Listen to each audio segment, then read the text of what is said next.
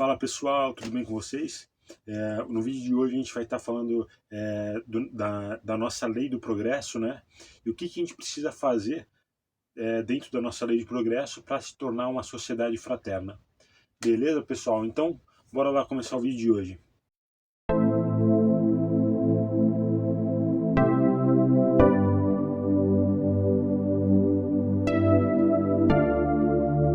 No estágio inicial da evolução humana, o ser humano ele só tinha que se preocupar em buscar alimento, né, se proteger contra as condições adversas, né, do ambiente e se defender dos animais e dos outros grupos humanos.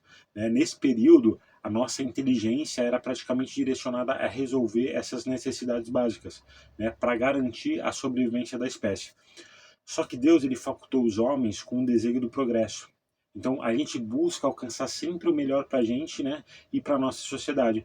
Isso acaba levando o ser humano a novas descobertas, né, novas invenções, né, ao aperfeiçoamento da ciência, né, porque é a ciência que proporciona o que falta para a gente. Isso acaba impulsionando o nosso progresso.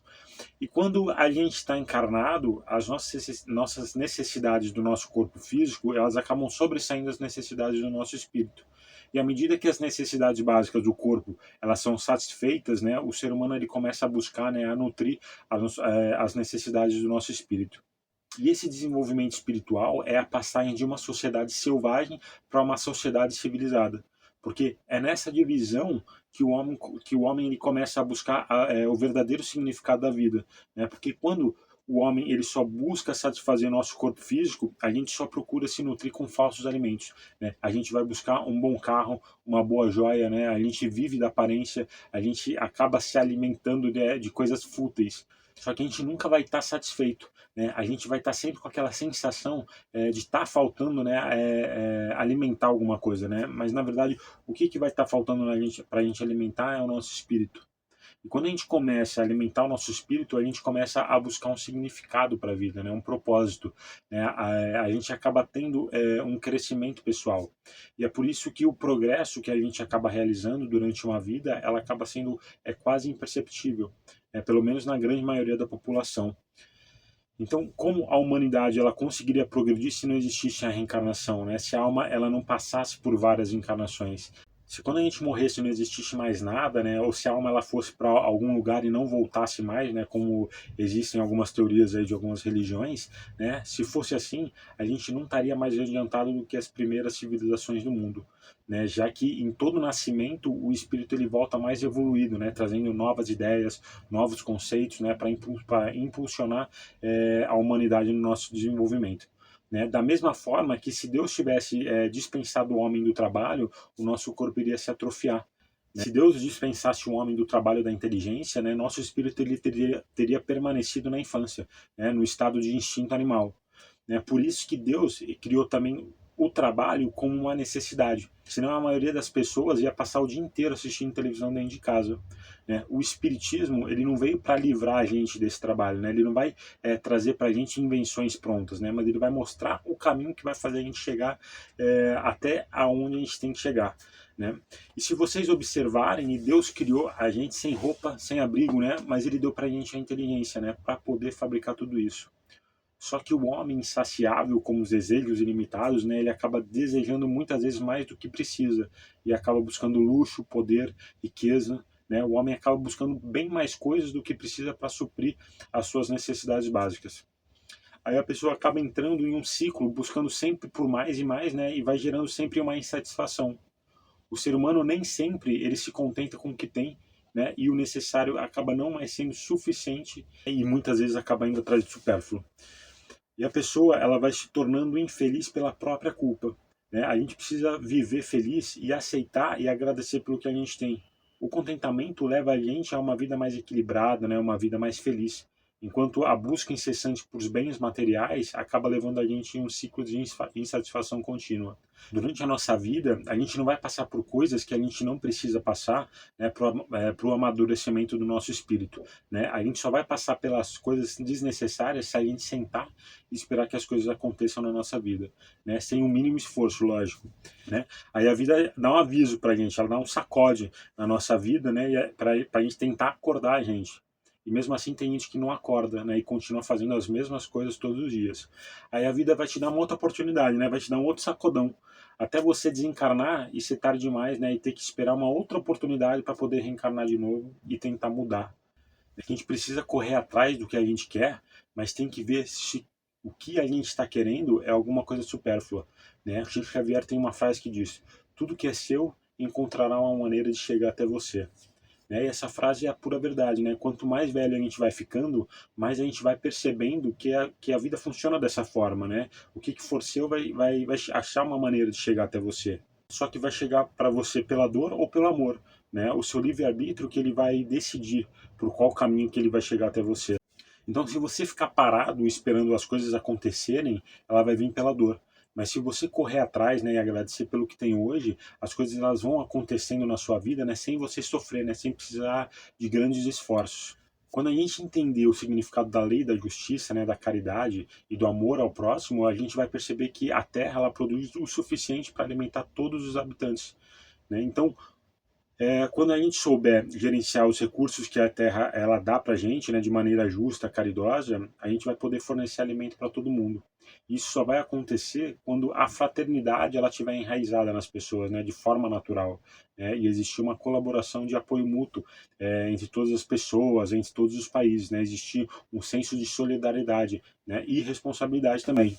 Né. Existe uma colaboração, um apoio mútuo, ao invés de existir uma competição e um isolamento. E um mundo onde a fraternidade ela impera é viver em um mundo onde as pessoas elas tenham as suas necessidades básicas atendidas, né? Onde a solidariedade ela acaba substituindo a escassez e todo mundo acaba contribuindo para um bem-estar comum, né? Porque é impressionante a gente viver quase na metade do século XXI e tem gente que não tem eletricidade, não tem água, né? Não tem alimento para sobreviver, né? A gente vive mesmo em uma sociedade totalmente egoísta.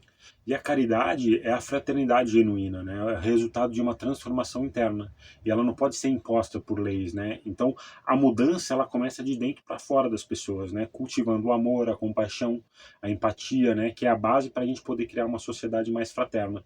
Se isso não tiver no nosso coração, né, na nossa genuinidade, o egoísmo ele vai acabar sempre sobressaindo. E o egoísmo é o nosso principal obstáculo, né, contra a caridade e para a fraternidade. Então, enquanto as pessoas elas estiverem predominantemente preocupadas, né, com os interesses próprios, né, o sentimento mais puro ele vai sendo sufocado. Então, superar o egoísmo e cultivar a compaixão é essencial para a gente poder promover a caridade, né, e a fraternidade na nossa sociedade. E o espiritismo é um dos caminhos para fazer com que esse sentimento, né, ele penetre na gente de forma genuína. Porque o entendimento espiritual, né, saber que a vida continua e que nossas ações elas geram reações para a gente mesmo, faz a gente querer mudar. No início a gente muda mais por obrigação, por medo, né, por saber que tudo que a gente fizer de ruim, né, vai voltar para a gente. Né, e a gente aos poucos vai mudando, né, e tropeçando nos nossos próprios erros. Até chegar uma hora que isso acaba se tornando uma atitude natural. E a gente não vai mais precisar, né, se esforçar para evitar os nossos erros, porque a gente já vai ter criado qualidades, né, e essas qualidades elas vão estar enraizadas na gente. Só que a gente nunca enxerga os nossos erros, né? A gente só enxerga os erros dos outros. Né? Aposto que enquanto você está me ouvindo, né, você pensou em alguém. É como se aquela pessoa tivesse que mudar. Só que a gente não tem que fazer com que as pessoas mudem, né? As pessoas elas têm que querer mudar, né, de forma natural. A gente tem a obrigação de ser melhor, né? Mas não melhor do que os outros, né? Melhor do que a gente foi ontem, né? E não fazer os outros serem melhores. A gente geralmente insiste na mudança daquelas pessoas mais próximas a gente, né? Porque a gente não quer ver as pessoas que a gente gosta sofrer. Mas não é insistindo que a gente vai fazer com que as pessoas mudem, né? Pelo contrário, quanto mais a gente insiste, mais acaba afastando aquela pessoa do caminho correto. Porque a mudança é um processo interno de cada um, né? Cada pessoa possui o seu próprio tempo, né? E o ritmo para poder crescer, né? Para perceber que está no caminho errado e querer mudar.